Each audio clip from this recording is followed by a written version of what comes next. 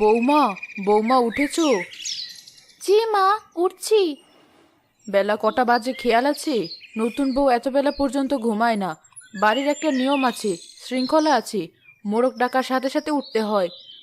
মা, আর কিছুক্ষণ। আর কিছুক্ষণ কি? সূর্য মাথার উপর চলে এসেছে। ওঠো, হাত মুখ ধুয়ে রান্নাঘরে যাও। ফয়সাল মাঠে যাবে, তার জন্য নাস্তা বানাতে হবে না? আমার জন্য চা বানাতে হবে। তাড়াতাড়ি করো। মা, ও তো নতুন, আস্তে আস্তে অভ্যাস হয়ে যাবে। তুমি এত সকালে ওকে ডাকছো কেন? তুই চুপ কর। বউকে আশকারা দিবি না। বিয়ের 1 মাস হয়ে গেল, এখনো অভ্যেস হলো না? সংসার করতে হলে নিয়ম মানতে হবে। যাও বৌমা, তাড়াতাড়ি করো। জি মা। কি রান্না করছো? মা, আপনার জন্য রুটি সেকছি আর ডিম ভাজছি। আর ফয়সালের জন্য? ওর জন্য দুটো পরোটা বানাবো ভাবছিলাম। ও পরোটা খেতে ভালোবাসে। ভালোবাসা? ভালোবাসা দিয়ে কি শরীর ঠিক থাকে? সকালবেলা এত তেল খাওয়া ভালো না। ওর বাবারও এই অভ্যাস ছিল না। আমি থাকতে এ বাড়িতে এসব চলবে না। সবার জন্য রুটি হবে। কিন্তু মা। কোনো কিন্তু না, আমি যা বলছি তাই শোনো। আমি ওর মা, ওর ভালোটা আমি তোমার চেয়ে বেশি বুঝি। আর এই ডিম ভাজিতে এত তেল দিয়েছো কেন? মনে হচ্ছে যেন তেলে ডিম ছেড়ে দিয়েছো। তেল কি গাছে ধরে? সব কিছুর একটা মাপ থাকা দরকার। আমাদের বাড়িতে এভাবেই রান্না হয়। ওটা ছিল বাপের বাড়ি, এটা তোমার শ্বশুর বাড়ি। এই বাড়ির নিয়মগুলো শেখার চেষ্টা করো। যাও, ভাজিটা নামাও। আর পরের বার থেকে 1 ফোঁটা তেলও যদি বেশি দেখি, তাহলে আমি নিজেই রান্না করব। আমি দুঃখিত মা। শুধু মুখে দুঃখিত বললে হবে না, কাজ করে দেখাতে হবে। সংসারের 1 পয়সা নষ্ট করাও পাপ।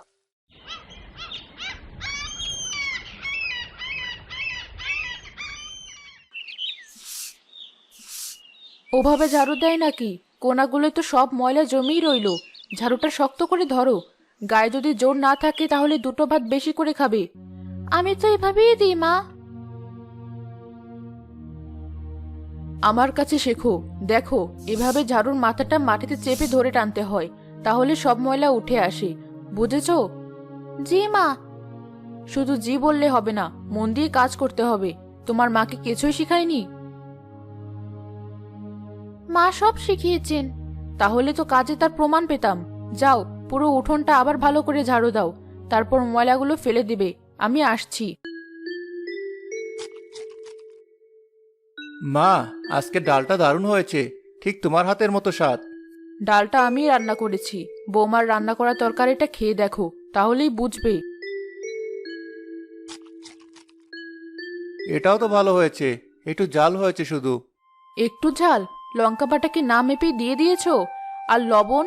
মনে হচ্ছে সাগরের পানি দিয়ে রান্না করেছে। নুরি, তোমার কি রান্নার সময় হুঁশ থাকে না? আমি তো আন্দাজ মতোই দিয়েছিলাম মা। আন্দাজ? সংসার কি আন্দাজে চলে? সবকিছুর মাপ জানতে হয়। কবে যে শিখবি তুমি? ফয়সাল, তুই খেয়ে নে। ওর রান্না দেখে তাকালে আমার আর খিদে থাকে না। মা, একটু বোঝার চেষ্টা করো। ও তো চেষ্টা করছে, তুমি একটু বুঝিয়ে বললেই তো হয়। সবার সামনে এভাবে? কি এভাবে? আমি কি ওকে গালি দিয়েছি? ভুলটা ধরিয়ে দিয়েছি। এটা যদি অপমান হয় তাহলে আমার কিছু বলার নেই। আমি ওর ভালোর জন্যই বলি। আমি মরে গেলে এই সংসারটা তো ওই দেখবে। তখন কি করবে? আমার খাওয়া হয়ে গেছে। বাহ, 2 লুকমা ভাত মুখে দিয়ে উঠে পড়লে? কথা বুঝি খুব গায়ে লেগেছে? ঠিক আছে, যাও। অভিমান করে থাকলে তো আর পেট ভরবে না।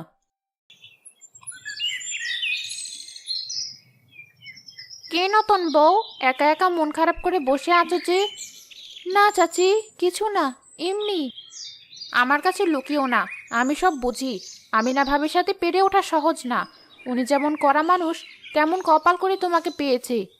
না চাচি, মা আমাকে খুব ভালোবাসেন, কাজ শেখান। ভালোবাসা নমুনা তো তোমার মুখ দেখেই বোঝা যাচ্ছে। 1 মাসে শুকিয়ে অর্ধেক হয়ে গেছো। শোনো, একটা গোপন কথা বলি, কাউকে বলো না। ফয়সালের জন্য আমিনা ভাবি পাশের গ্রামের মহাজন বাড়ির মেয়েকে ঠিক করেছিলেন। মেয়ে দেখতে যেমন সুন্দর, তেমন বাপের টাকা। কিন্তু ফয়সাল তোমাকে পছন্দ করে বসলো, তাই ছেলের জেদের কাছে হার মেনেছেন। কিন্তু মন থেকে কি আর মেনেছেন? কি বলছেন এসব? যা সত্যি তাই বলছি। উনি হয়তো ভাবেন তুমি তার ছেলের যোগ্য নও, তাই তো সারাদিন তোমার খুঁত ধরে বেড়ান। মন শক্ত করো বউ, শাশুড়ির মন জয় করতে সময় লাগে। আচ্ছা, আমি এখন আসি। মন খারাপ করো না, সব ঠিক হয়ে যাবে।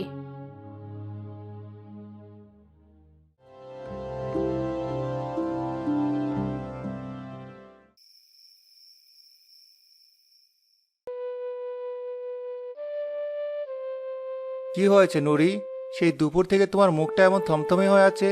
মা কিছু বলেছে? তোমার মা আমাকে একটুও সহ্য করতে পারেন না। আরে ধুর, কে বললো এই কথা? মা তোমাকে নিজের মেয়ের মতো ভাবেন। মেয়ের মতো ভাবলে কেউ এভাবে সারাদিন অপমান করে? আমার কোনো কাজে ওনার পছন্দ হয় না। উনি আসলে আমাকে মন থেকে মেনে নেননি। এসব আজে বাজে কথা কে বলেছে তোমাকে? জমেলা চাচি নিশ্চয়ই। যেই বলুক, সত্যি তো। তুমি তো জানতে তোমার মা অন্য জায়গায় তোমার বিয়ে ঠিক করেছিলেন। তাহলে আমাকে বিয়ে করলে কেন? কেন আমার জীবনটা নষ্ট করলে? নুরি, কি বলছো এসব? জীবন নষ্ট করেছি মানে? আমি তোমাকে ভালোবাসি, তাই বিয়ে করেছি। মায়ের পছন্দ ছিল, কিন্তু আমার পছন্দ তো তুমি। মা তো শেষ পর্যন্ত রাজি হয়েছেন। মুখে রাজি হয়েছেন, কিন্তু মনে মানেননি। আমি আর এই অপমান সহ্য করতে পারছি না। আমার দম বন্ধ হয়ে আসছে। একটু ধৈর্য ধরো। মা মানুষটা এমনই, মুখের উপর কথা বলেন, কিন্তু মনে কিছু রাখেন না। আমি আর পারছি না। তুমি কালই আমাকে আমার বাবার বাড়িতে রেখে আসবে। মাথা গরম করো না, সব ঠিক হয়ে যাবে। আমি মায়ের সাথে কথা বলবো। না, কোনো দরকার নেই। তুমি কথা বললে উনি ভাববেন আমি তোমার কান ভাঙাচ্ছি। তখন অশান্তি আরো বেড়ে যাবে। তার চেয়ে ভালো আমি কিছুদিন দূরে থাকি।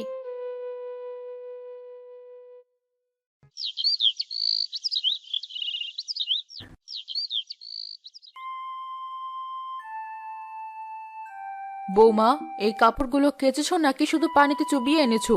ফয়সালের সাদা পাঞ্জাবিটার দিকে তাকিয়ে দেখো, কলারে এখনো হলদে দাগ। আমি তো সাবান দিয়ে ভালো করে ডলেছি মা। ভালো করে ডললে কি দাগ থাকে? তোমার গায়ে কি একটুও শক্তি নেই? কাপড় কাচার সময় ভালো করে আছাড় দিতে হয়, জানো না? পরের বার থেকে যেন ভুল না হয়। জি মা। আর শোনো, এখন থেকে ফয়সালের কাপড় আলাদা কাচবে। তোমার রঙিন শাড়ির রং যদি আমাদের সাদা কাপড়ের লাগে, তাহলে তোমার একদিন কি আমার একদিন, বুঝেছো? জি মা। অনেকদিন বাবা মাকে দেখিনি, মনটা খুব পড়ছে। যদি একবার। বিয়ের পর শ্বশুর বাড়ি হলো মেয়েদের আসল বাড়ি। এত ঘন ঘন বাপের বাড়ির জন্য মন পুড়লে সংসার করবে কি করে? না মা, তা নয়। মাত্র 2 দিনের জন্য যেতে চাইছিলাম। ফয়সাল বলছিল ও রেখে আসবে। ফয়সাল তো বলবেই, বইয়ের কথায় তো আজকালও ওঠে বসে। এখন বাড়িতে কত কাজ, ধান সিদ্ধ করতে হবে, ধান শুকাতে দিতে হবে। তুমি চলে গেলে আমি একা বুড়ো মানুষ কি করে সামলাবো? আমি সব কাজ গুছিয়ে দিয়ে যাব মা। যেতে হবে না, এখন কাজ করো। মাস তিনেক পর দেখা যাবে। জি মা। কি আমি না ভাবি, বউকে বাপের বাড়ি পাঠাবি না শুনলাম। মেয়েটার মুখটা ছোট হয়ে গেছে। তুমি এত খবর রাখো কি করে মাজেদা? পাড়া প্রতিবেশী হলে খবর কানে আসেই। তাই তো শাসন করা কি ভালো? আজকালকার মেয়েরা এসব সহ্য করে না। শেষে যদি ছেলে বউ আলাদা হয়ে যায়। আমার ছেলে তেমন নয়, আর বউকে শাসন না করলে মাথায় উঠে নাচবে, সংসারটা ভাসিয়ে দেবে। আমি যা করছি ভালোর জন্যই করছি, তোমাকে এর মধ্যে নাক গলাতে হবে না। চটছো কেন ভাবি? আমি তো তোমার ভালোর জন্যই বললাম। আচ্ছা, আসি।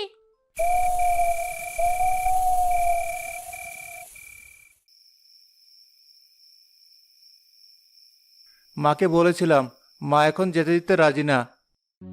আমি জানতাম উনি আমাকে বাড়ির চাকরানি ছাড়ার কিছুই ভাবেন না। আমার কোনো ইচ্ছা অনিচ্ছার দাম নেই। নুরি, ভাষা ঠিক করো। উনি আমার মা। আর আমি তোমার বউ। আমার প্রতি তোমার কোনো দায়িত্ব নেই? তুমি তো মায়ের ভয়ে কথাই বলতে পারো না। একটা মেরুদণ্ডহীন মানুষ তুমি। নুরি, মুখ সামলে। কেন? সত্যি কথাটা গায়ে লাগছে। আমি আর একটা দিনও এই জেলখানায় থাকবো না। কাল যদি তুমি আমাকে বাবার বাড়ি না পাঠাও, আমি একাই চলে যাব। তুমি কোথাও যাবে না, এটা তোমারও বাড়ি। না, এটা আমার বাড়ি না। এটা তোমার মায়ের বাড়ি। আমি এখানে একজন বন্দী। দুজনে চুপ করে থাকে। সারা রাত কেউ আর কারোর সাথে কথা বলে না।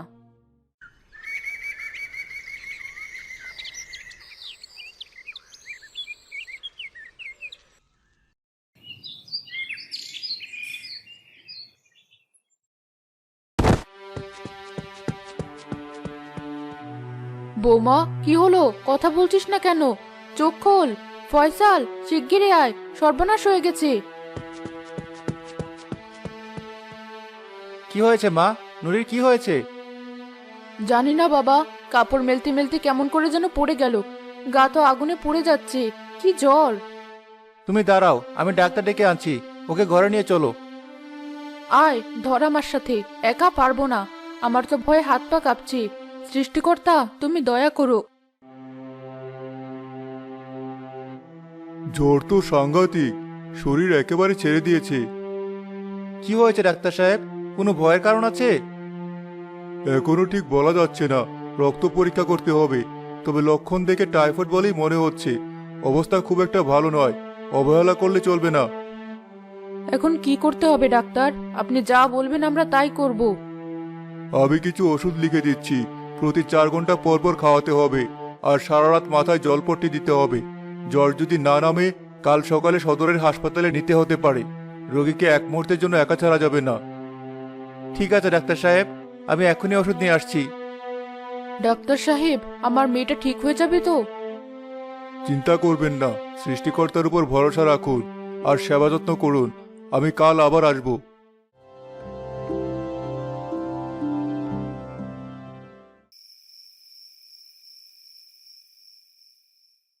মা, আমার খুব কষ্ট হচ্ছে, আমাকে নিয়ে যাও।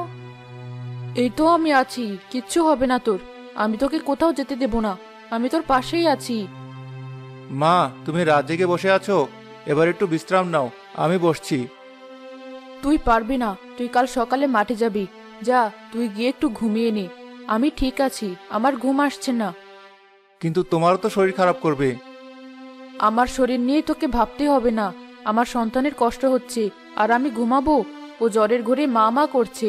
ওর নিজের মা তো এখন কাছে নেই। শাশুড়ি হলেও এখন তো আমি ওর মা। আমার মন মানছে না ফয়সাল। পানি। এই তো মা, আমি পানি দিচ্ছি, আস্তে করে ওঠ। আমিনা বেগম নুরিকে ধরে তুলে পানি খাওয়ান, তারপর আবার শুইয়ে দেন। সৃষ্টিকর্তা, তুমি আমার দিকে তাকিও না, এই মাসুম মেয়েটার দিকে তাকাও। ওর সব কষ্ট আমাকে দাও, তাও কি তুমি সুস্থ করে দাও।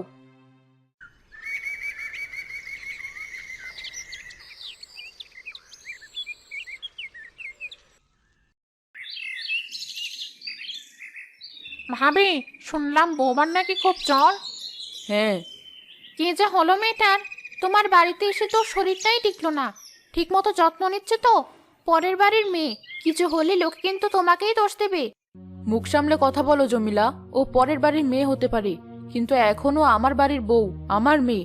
ওর যত্ন কিভাবে নিতে হয় সেটা তোমার শেখাতে হবে না। এখন দয়া করে এখান থেকে যাও, আমার মেয়ের বিশ্রামের দরকার। কি হয়েছে মিনা, এত চটছো কেন? চটবো না তো কি করব? আমার বাড়ির মানুষটা বিছানায় পড়ে আছে, আর তোমরা এসেছো সহানুভূতি দেখাতে, না বরং খোঁচা মারতে? আমার মেয়েকে নিয়ে একটা আজে বাজে কথা বললে আমার চেয়ে খারাপ কেউ হবে না। যাও তোমরা। মা, তুমি কিছু মুখে দাও, কাল রাত থেকে না খেয়ে আছো। আমার গলা দিয়ে খাবার নামছে না বাবা।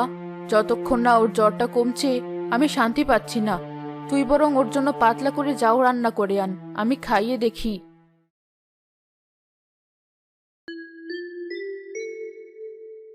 আয় মা, ওঠ, এটুকু খেয়ে নে। না খেলে শরীরে জোর পাবে কি করে? ওষুধ খেতে হবে তো। খেতে ইচ্ছে করছে না মা। ইচ্ছে করছে না বললে তো চলবে না। আমি কি তোর শত্রু? তোর ভালোর জন্যই তো বলছি। আয়, আমার হাতে 2 লোকমা খেয়ে নে।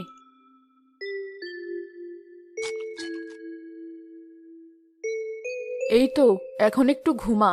আমি তোর মাথায় হাত বুলিয়ে দিচ্ছি, দেখবি সব কষ্ট কমে যাবে।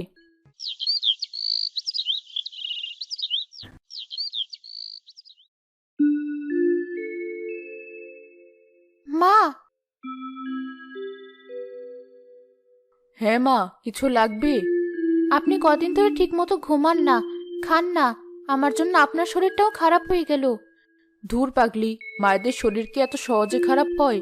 তুই যে সুস্থ হয়ে আমার দিকে তাকিয়ে আছিস, এটাই আমার সব ক্লান্তি দূর করে দিয়েছে। আমি আপনাকে অনেক কষ্ট দিয়েছি, তাই না মা? কষ্ট? কিসের কষ্ট? সন্তান অসুস্থ হলে মায়ের একটু দৌড়ঝাঁপ তো হবেই। এটা কোনো কষ্ট না, এটা আমার দায়িত্ব। দেখলে নুরি, আমি বলতাম না মা তোমাকে কত ভালোবাসে। আমি বুঝতে পারিনি। তুই এখন এসব কথা ভাববি না, আগে পুরো সুস্থ হয়ে ওঠ, তারপর সব কথা হবে।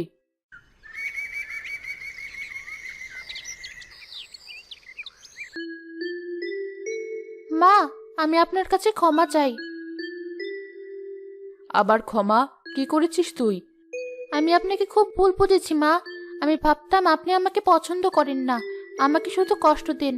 আমি মনে মনে আপনার উপর অনেক রাগ করেছি। আমি খুব খারাপ মা। তুই খারাপ না মা, তুই অবুঝ। আসলে দোষটা আমারই, আমি তোকে ভালোবাসাটা বোঝাতে পারিনি। না মা। হ্যাঁ মা, শোন, আমি একটু কঠিন ধাঁচের মানুষ। আমার মা বলতেন মাটির কলসিকে পোক্ত করতে হলে আগুনে পোড়াতে হয়। সংসারটাও তেমন। আমি চেয়েছিলাম তুই সব কাজে নিখুঁত হবি, শক্ত হবি, যাতে আমি না থাকলেও ওই সংসারটা সামলে নিতে পারিস। তাই তোকে একটু বেশি শাসন করেছি। কিন্তু বিশ্বাস কর, আমি মনে মনে তোকে সবসময় মেয়ের মতোই ভালোবেসেছি। আমি আর কোনোদিন আপনাকে ভুল বুঝবো না মা। আপনি সত্যি আমার মায়ের মতো। আরে আমি তো তোর মাই, শাশুড়ি শব্দটা তো পরের। তুই আমার আরেকটা মেয়ে। এখন চল, ভেতরে চল।